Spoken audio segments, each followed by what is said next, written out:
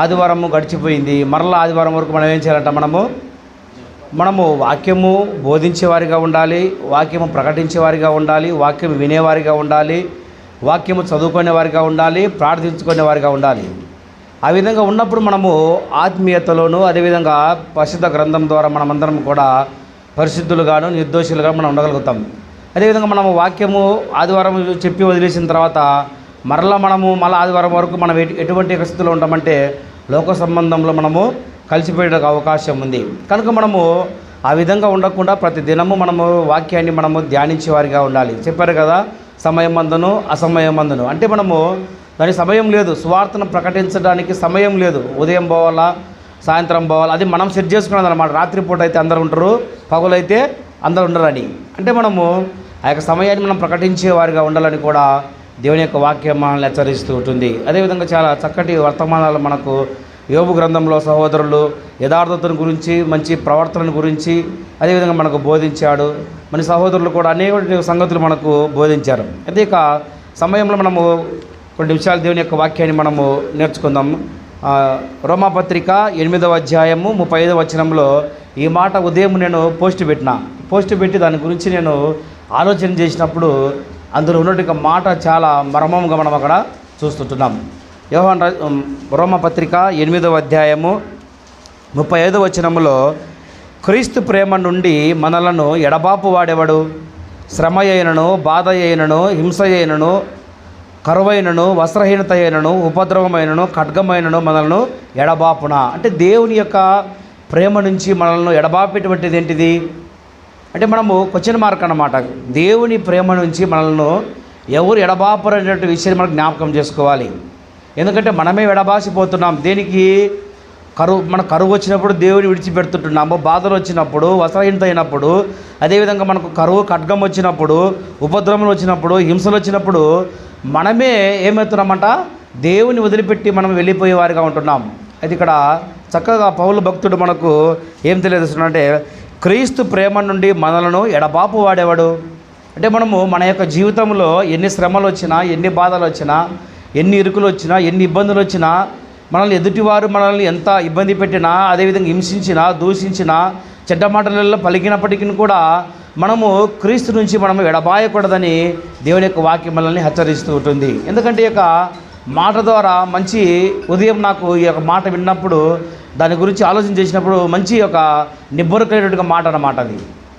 ఎందుకంటే ఈ యొక్క మాట ద్వారా మనం ఎన్నో నేర్చుకోవాలి. ఎందుకంటే ఎడబాపు వాడేవాడు అంటే మనం ఎవరు ఎడబాపలేరని కూడా మనము వాక్యం మనం చూస్తుంటున్నాం. శ్రమ వచ్చినా శ్రమ దేవుని నుంచి మనల్ని ఎడబాటు చేయలేదు. అదేవిధంగా మనకు ఏదైనా బాధ కలిగినప్పుడు బాధ ద్వారా దేవుని మనల్ని ఎడబాటు చేయలేదు. మనకు ఏదైనా హింస వచ్చినప్పుడు, అదేవిధంగా మనకు హింస వచ్చినప్పుడు మనకు దేవుని నుంచి ఎడబాటు చేయలేదు. కరువు వచ్చినప్పుడు, అదేవిధంగా తినడానికి ఆహారం లేనప్పుడు మనల్ని దేవుని నుంచి ఎడబాటు చేయలేదు. వస్త్రహీనత మనకు ఉన్నప్పుడు అంటే వస్త్రం లేనప్పుడు కూడా మనల్ని ఎడబాటు చేయదు. ఉపద్రవమైనను, ఖడ్గమైనను మనలను ఎడబాపుడని కూడా అక్కడ చూస్తుంటాం. ఏది వచ్చినప్పటికీ కూడా దేవుని ప్రేమ నుంచి మనల్ని ఎడబాపెటువంటిది కాదు. అంటే మనము ఎలాంటి వారిగా ఉంటున్నామంటే అవి వచ్చినప్పుడు మనము తొలగిపోతుంటున్నాం. నాకు దేవుడు మా యొక్క జీవితంలో ఏం చేయలేదు, నేను దేవుడు నమ్ముకుంటే నాకు ఏదో ఉద్యోగం వస్తుంది, దేవుడు నమ్ముకుంటే నాకు రోగాలు పోతాయి, లేకపోతే దేవుడు నమ్ముకుంటే నాకు స్వస్థత జరుగుతుంది, దేవుడు నమ్ముకుంటే నాకు ఇట్లాంటి యొక్క విధానంలో మనము దేవుని సన్నిధానంలోకి వచ్చి అవి జరగకపోతే మనం తిరిగి మన లోకంలో కలిసిపోయేవారిగా ఉంటున్నాం. అయితే మనము ఇలాంటి యొక్క శ్రమ, ఖడ్గము, ఉపద్రవము, హింసలు, బాధలు ఏమి వచ్చినప్పుడు దేవుడు ఎటువంటి వాడంట? మనల్ని ప్రేమించేవాడుగా ఉంటున్నాడు, దేవుడు మనల్ని ఆదరించేవాడిగా ఉంటున్నాడు, దేవుడు మనల్ని కరుణించేవాడిగా ఉంటున్నాడు. కానీ మనమే దేవుని పక్కన పెట్టి మనము త్రోసివేసి మన ఇష్టానుసారమైన జీవితంలో మన ఇష్టానుసారంగా మనం బ్రతుకుతున్నాము. అయితే మనము చాలా జాగ్రత్త కలిగిన వారిగా ఉండాలని దేవుని యొక్క వాక్యం మనల్ని హెచ్చరిస్తూ ఉంటుంది. కనుక మనము ఆ యొక్క మాట ద్వారా ఎంతో మనము ఆదరణ, నెమ్మది కలిగే వారిగా ఉండాలి. దేవుడు మనల్ని అయితే ఎడబాపడు.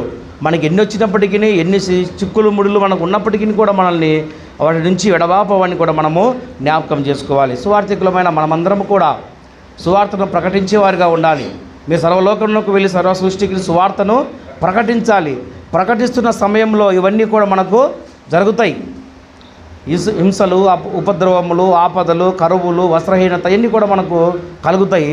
అయినప్పటికీ కూడా దేవుడు ప్రేమ నుంచి మనల్ని ఎడబాపలేవన్నట్టు ఏవి కూడా ఇలాంటివన్నీ కూడా లోక సంబంధమైనవిగా మనం చూస్తుంటున్నాం. లోక సంబంధమైన వాటిగా మనము వాటిని పరిగణించి మనము దైవికంగా వాటిని మనం తీసుకొనకుండా మనం వాటిని ప్రక్కన పెట్టేటట్టు యొక్క ఆలోచన మనం కలిగి ఉండాలి.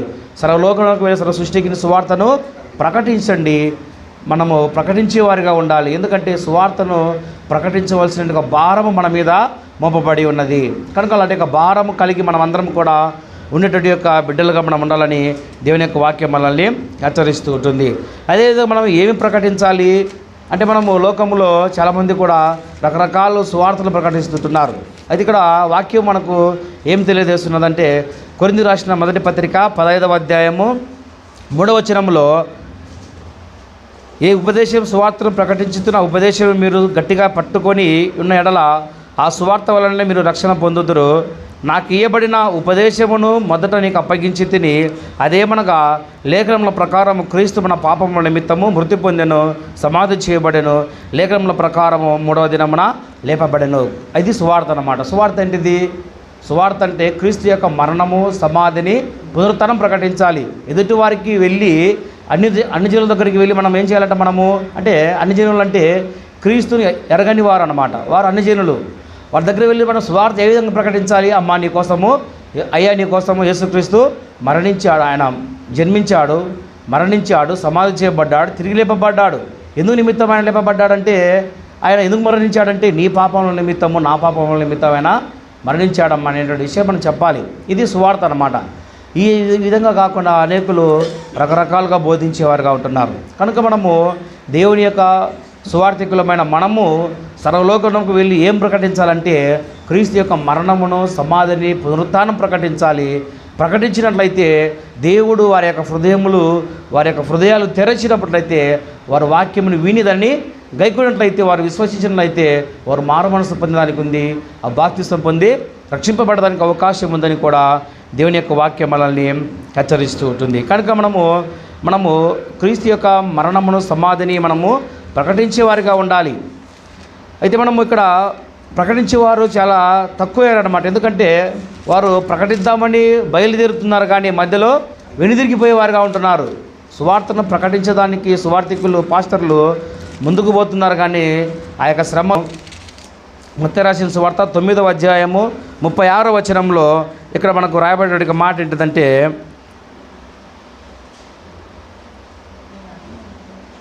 మత్తయి రాసిన సువార్త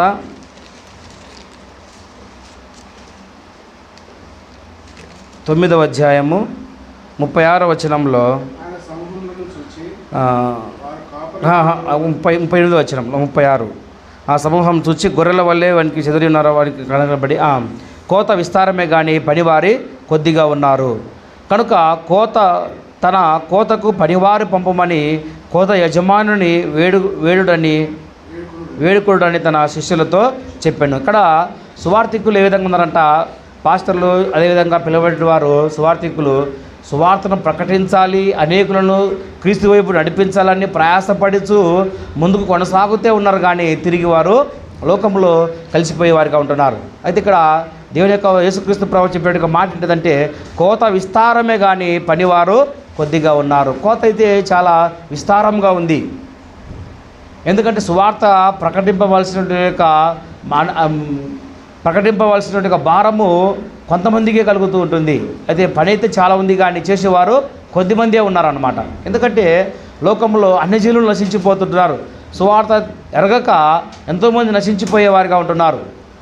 సువార్త అందక ఎంతోమంది, ఎన్నో గ్రామాలు, ఎన్నో ప్రజలు నశించిపోయేవారిగా ఉంటున్నారు. అయితే కోత విస్తారంగా ఉంది కానీ పనివారు కొద్దిగా ఉన్నారు. అంటే మనము ఏం చేయాలంటే మనము ఆ యొక్క పనిని చూసి అందరూ వెనక్కిపోతున్నారన్నమాట.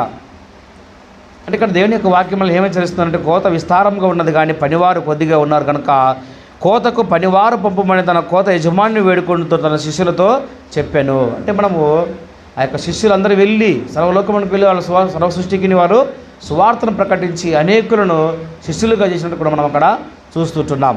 కనుక మనము సువార్తను ప్రకటించేవారిగా ఉండాలి. కోత విస్తారంగా ఉంది, మనము పనివారంగా మనము ఆ యొక్క ఆ పైరును మనం కోసేవారిగా ఉండాలని కూడా లేఖనం మనకు తెలియజేస్తున్నది. కనుక సువార్తను ప్రకటించాల్సిన యొక్క భారము మన మీద ఉందని గుర్తెరిగి అనేకులు నశించిపోకుండా మనము సువార్తను ప్రకటించినట్లయితే ఆ యొక్క సువార్తకు వైపు వచ్చి వారు నిత్య జీవానికి అదేవిధంగా నరకం నుంచి తప్పించబడేటువంటి యొక్క అవకాశం ఉందని కూడా దేవుని యొక్క వాక్యం మనల్ని హెచ్చరిస్తూ ఉంటుంది. అదేవిధంగా 1 కొరింథీ 9:16లో సువార్త ప్రకటింపవలసిన భారము నా మీద మోపబడి ఉన్నది. ఎవరు మీ మీద మోపబడి ఉంది? పౌలు మీద మోపబడి ఉన్నదా, లేకపోతే మన మీద కూడా మోపబడి ఉన్నదా? అంటే ఇది అందరి మీద మోపబడి ఉన్నది. సువార్తను ప్రకటించవలసిన యొక్క భారము మనందరి మీద ఉంది. ఇదేదో సువార్థికుడు ఒక్కడే ఈ భారాన్ని కలిగి ఉండాలి, విశ్వాసులైన వారు ఏం కాదు, మేము ఎట్ట తిరిగినా ఏం పట్టించుకోరు ఎవరు, అది సువార్థికులనే మేము ఏలితి చూపుతామనేటువంటి మాట కాదు ఇది. ఎందుకంటే ప్రతి ఒక్కరికి భారం ఉంది. సంఘంలో తేడాలు ఏం లేదు. విశ్వాసులకు, అదేవిధంగా సువార్థికులకు, పరిచారకులకు అందరికీ కూడా దేవుని దగ్గర ప్రతిఫలము సమానంగా ఉంటుందన్నమాట. కనుక మనము ఎవరైతే క్రీస్తు యొక్క రక్తము, క్రీస్తు యొక్క శరీరము మనం తీసుకుంటామో వారందరూ కూడా క్రీస్తును ప్రకటించవలసిన యొక్క బాధ్యత, భారము కలిగి ఉండాలని కూడా దేవుని యొక్క వాక్యం మనల్ని హెచ్చరిస్తూ ఉంటుంది. అదేవిధంగా కొరింథీకు రాసిన 1 పత్రిక 9వ అధ్యాయము 16వ వచనంలో, నేను సువార్తను ప్రకటించుచున్నాను, నాకు అతిశయ కారణము లేదు, సువార్తను ప్రకటించవలసిన భారము నా మీద మోపబడి ఉన్నది. చూడండి, నేను సువార్తను ప్రకటిస్తున్నానని చెప్పి అతడు గర్వపట్టంలే. అతడు నేనే గొప్ప అని చెప్పి నేనే అని అతడు ఏ రోజు కూడా ఆయన అతిశయపడటంలో తన యొక్క హృదయంలో. ఎందుకంటే ఆ యొక్క భారము నా మీద మోపబడి ఉన్నది. సువార్థికులమైన ప్రతి ఒక్కరు కూడా అతిశయపడకుండా భారము కలిగి సువార్తను ప్రకటించవలసిన యొక్క బాధ్యత కలిగి ఉండాలని కూడా దేని యొక్క వాక్యం మనల్ని హెచ్చరిస్తుంటుంది. సువార్తను ప్రకటించవలసిన భారము నా మీద మోపబడి ఉన్నది. అయ్యో, నేను సువార్తను ప్రకటింపకపోయిన నాకు శ్రమ. అంటే మనము సువార్థికులమైన మనము సువార్తను ప్రకటించకపోతే నాకు శ్రమ కలుగుతుందని మనం సువార్త ప్రకటించేవారిగా ఉండాలి. అంటే మనము ఆ విధంగా ఉండకుండా మనం శ్రమలు, శోధనలు, అదేవిధంగా శ్రమలు మనము తెచ్చుకునే వారిగా ఉంటున్నాం. ఎలాగా? ప్రకటించకపోవడం వలన మనకు అన్ని శోధనలు కలుగుతుంటున్నాయి. అందుకని ఇక్కడ పౌలు సువార్తను ప్రకటింపకపోయిన నాకు శ్రమ అంటే మనం దాన్ని ఇష్టపడి పని చేయాలి. ఏదో ఉద్యోగం దొరకనో, లేకపోతే పని చేయకనో, లేకపోతే ఇంకా ఏదన్నా ఖాళీగా ఉండకనో అట్లా కాదు మనం దేవుని సువార్త ప్రకటించడము. అది ఒక భారం కలిగి మనం సువార్త ప్రకటించాలి. అదేవిధంగా బాధ్యత కలిగి మనం సువార్త ప్రకటించాలి. అందుకని ఇక్కడ ఇంకా మన కింద వచ్చి మనం చూసినట్లయితే నేను ఇష్టపడి చేసిన నాకు జీతము దొరుకును. మనము ఇష్టపడి పని చేస్తే ఏదైనా మనకు జీతం దొరుకుతుంటుంది. ఒక కూలి, ఒక రైతు దగ్గరికి మనం పనికి వెళ్ళినా మనకు ఇష్టంతో మనం పనికి పోతే అది మనం కష్టమైన పని చేసి ఆ యొక్క జీతాన్ని మనము పొందుకుంటాం.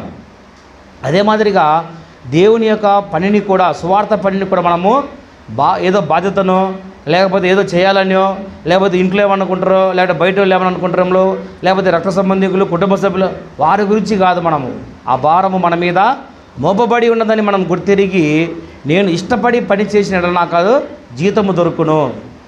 అంటే మనము దేవుని సన్నిధానంలో ఇష్టపడి కష్టపడి పని చేస్తే ఖచ్చితంగా జీతము దొరుకుతుందని కూడా పౌలు మనకు తెలియజేస్తున్నాడు. మనం ఎందుకంటే ఇక మాటల ద్వారా మనము కృంగిపోకుండా మనము బలపరుచుకునేటువంటి వారికి మనం ఉండాలి. ఇంకా మనం ఆలోచన చేసినట్టు ఇంకా మనం దొరుకును. ఇష్టపడకపోయినను గృహ నిర్వాహకత్వము నాకు అప్పగింపబడును. అట్లయితే నాకు జీతమేమి? నేను సువార్తను ప్రకటించుతున్నప్పుడు సువార్త యందు నాకున్న అధికారమును పూర్ణముగా వినియోగించుకొనకుండా సువార్తను ఉచితముగా ప్రకటించుటయే నా జీతము. చూడండి, పౌలు తనకున్నటువంటి యొక్క మాటల చేత, తనకున్నటువంటి యొక్క విద్య చేత, తనకున్నటువంటి యొక్క పలుకుబడి చేత ఏమైనా చేయగలుగుతాడు.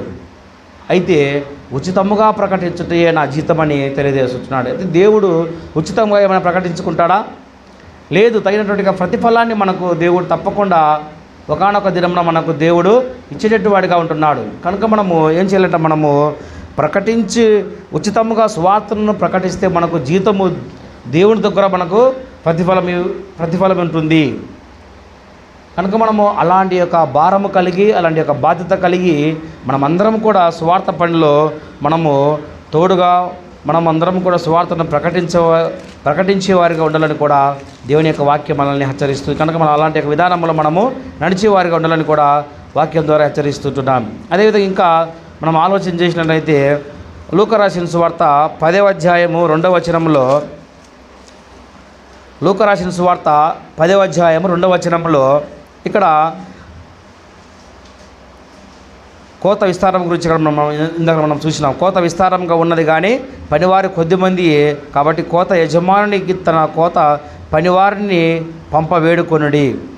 ఇందాక మనం చదువుకొని ఉంటున్నాం. అంటే కోత విస్తారంగా ఉంది, పనివారు కొద్దిమంది అని కూడా మనం అక్కడ చూస్తుంటున్నాం. అయితే మనం దేవుని యొక్క పనిని మనము శ్రద్ధగా చేసేవారిగా ఉండాలి. దేవుని యొక్క పనిని మనము బాధ్యతగా చేసేవారిగా ఉండాలి. అదేవిధంగా మనము ఒకవేళ మనకు గృహము కట్టుకున్నట్లయితే మనం ఏం చేస్తాం, మనము చాలా గృహం కానీ లేకపోతే ఏదైనా బిల్డింగ్ కానీ చర్చి బిల్డింగ్ కానీ ఏదైనా కట్టుకున్నప్పుడు చాలా జాగ్రత్తగా, చాలా బాధ్యతగా దగ్గర ఉండి మనకి నచ్చినట్టు విధంగా మనము కట్టుకుంటాం. అదేవిధంగా దేవుని యొక్క పనిని కూడా మనము శ్రద్ధగా మనం చేసినట్లయితే ఖచ్చితంగా దేవుడు తప్పకుండా తగినటువంటి యొక్క ప్రతిఫలాన్ని దేవుడు ఇస్తారని కూడా దేవుని యొక్క వాక్యం మనల్ని హెచ్చరిస్తూ ఉంటుంది.